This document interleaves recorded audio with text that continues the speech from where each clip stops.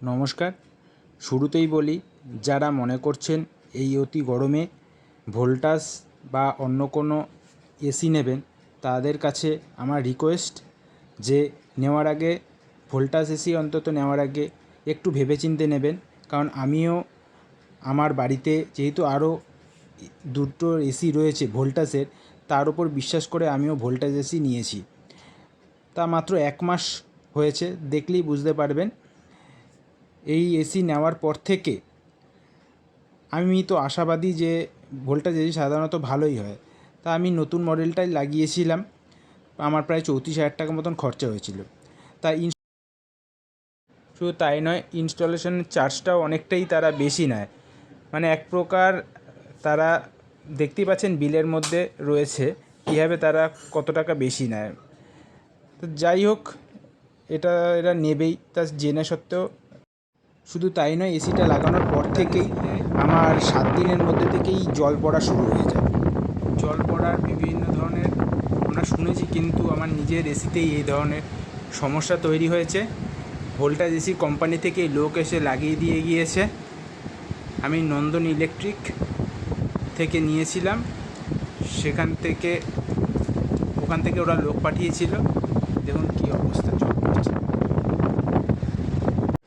এবং তারপরে আমি ফোন করে এবং কল বুক করি, এবং একজন এসে এসিটা দেখুন সার্ভিসিং করে দিয়ে যাচ্ছে।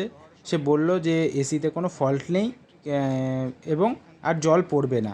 তো স্বভাবতই ওনার কথার মতন ওনাদের যে একটা হ্যাপি কোড থাকে, সেটা আমি ওনাদেরকে দিয়ে দিই এবং তারা চলে যায়।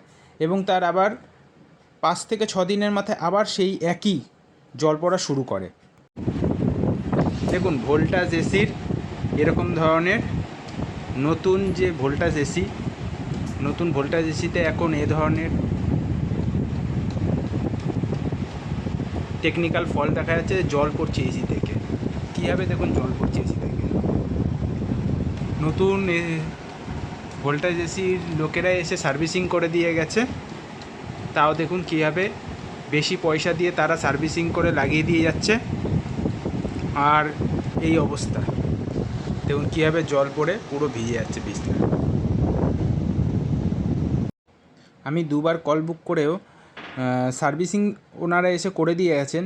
এবং তৃতীয়বার যখন আমার জল পড়া শুরু হয়, তা আমি যেহেতু নন্দন ইলেকট্রিকে আর যাইনি, আমি নিজেই কল বুক করি।